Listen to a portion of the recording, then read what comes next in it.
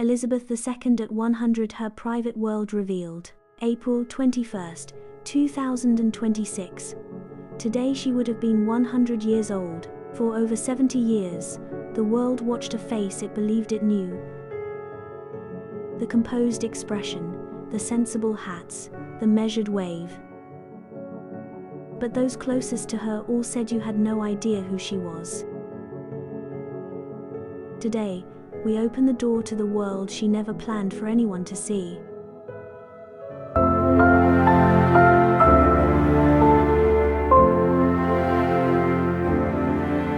Before the red dispatch boxes arrived, she had a different priority.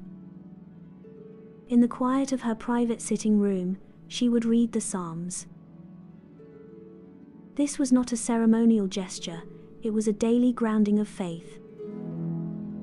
She had memorized passages of scripture as a girl. She returned to them throughout her life in moments of crisis. In moments of private sorrow, the ancient words were always there. It was not faith as ceremony, but faith as foundation. Those who knew her described a particular quality she carried into rooms. A stillness, a settled certainty that did not shift when everything did. Her silence in the face of criticism was not coldness. It was a disciplined practice since long before anyone was watching. Her Christmas broadcasts were never simple performances. The most personal passages were always written in her own hand. They were testimony, not speeches, coming from this daily practice. She spoke of faith as a presence she relied upon. The tea at 7:30, the piper circling the gardens each morning, the Psalms before the papers, these were not mere habits. They were the architecture of a life given to something beyond herself. From that stillness, each day began. At Balmoral, something changed. The constraints of London seemed to dissolve with the Highland air. She would slip into the kitchen and cook. She would walk for hours through the hills, often without protection. A freedom impossible in the city. She kept her cereal in a Tupperware box, because she preferred it. Evenings at Balmoral could stretch late into the night. A television drama, the fire burning low, the schedules forgotten. She stayed up past the hour she would never permit in London. Beside her desk, she kept tins of biscuits for the corgis. The dogs slept on the furniture, and she was entirely unbothered. On quiet evenings, she would sit with a jigsaw puzzle. A simple problem with a satisfying solution, a welcome contrast. Every Saturday morning, she studied the racing form. With the same focused attention she brought to a cabinet briefing, she kept the stud books herself, updating pedigrees in her hand. Her knowledge of bloodlines was deep and genuinely expert. This was not a hobby, it was a passion built across a lifetime. At Sandringham, she knew every footpath and every tenant farmer. She attended as a committed countrywoman, not as a sovereign. At Windsor, her private apartments formed a world within a fortress. These spaces held personal photographs and comfortable chairs. The familiar arrangement of a life lived in earnest, not display. In private, her wardrobe told a different story, tweed and sweaters. The clothes of a woman who valued comfort above ceremony. Whatever the weather, she walked the dogs in the palace gardens. The crunch of gravel underfoot. The dog snuffling the bushes. A moment to breathe. To be, briefly, simply herself. These were the details she could never have planned to reveal. They reveal a woman of surprising ordinariness behind the public life. She was funnier than almost anyone admitted. Her gift for mimicry was legendary within her inner circle. She could impersonate prime ministers with quiet, devastating accuracy. It never left the room, but those who witnessed it never forgot. Her laughter, when it came, was sudden and genuine. It transformed her face entirely. Those only knowing the mask were startled. She held grudges gently but permanently. She remembered every name, every conversation, every small detail. And she would come back to it, unprompted, years later. For decades, she sent handwritten notes. Not typed, written by hand. Often to people she met briefly, or staff who showed kindness.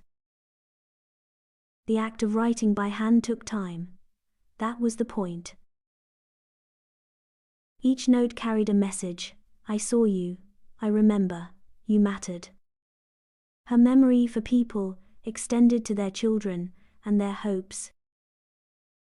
Her marriage to Philip was not what the cameras quite captured. The public saw two figures side by side at ceremonies. Correct. In private, it was something else entirely. They were independent. They argued. They did not pretend otherwise. But they had built a private language over 70 years. A shorthand of glances that no one else could read. Philip was her constant, her anchor, the one person who didn't treat her as a symbol. In private conversation, she was warmer than the cameras caught. Capable of focused attention that made you feel truly seen. The gap between the composed figure and the witty woman was the surprise. There are papers she sealed for decades. Private letters, private journals, correspondence for a future generation. We do not know what is in them. We know only she chose to seal them. That choice is itself a portrait, a woman who gave the world her life. And who kept one room, just one, entirely to herself. On the 21st of April, 1947, she was 21 years old. She stood before a microphone in Cape Town and made a vow. She declared that her whole life would be devoted to service. It was not a line someone else had written for her. She meant it. And for over 70 years, she kept it.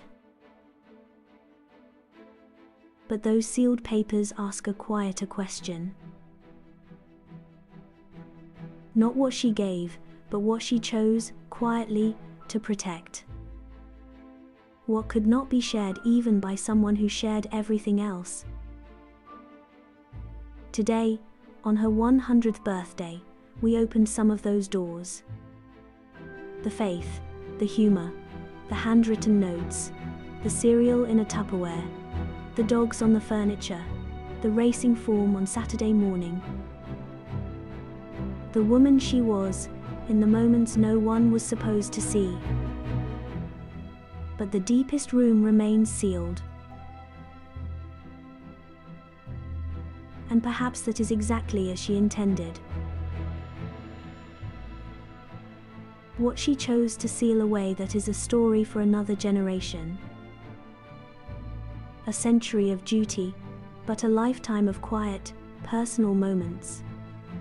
She was the anchor for a nation, but she had her own anchor too. Her private faith remained the light that guided her through 70 years. Even as a queen, she found joy in the simplest of things. A Tupperware box, a jigsaw puzzle, a walk with the dogs, and there was always Philip, her strength and stay. The two of them, in their private language, facing the world together. The cameras caught the crown, but they rarely caught the woman. Today we have glimpsed the woman who was always there. The one who laughed, the one who prayed, and the one who loved. 100 years after her birth, the world still learns from her. Her private world was her sanctuary, and her service was her gift.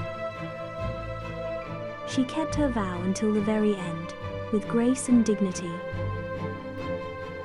The woman we believed we knew, and the woman she truly was. Her private world revealed, her legacy secured forever. That 1947 vow in Cape Town was the start of everything.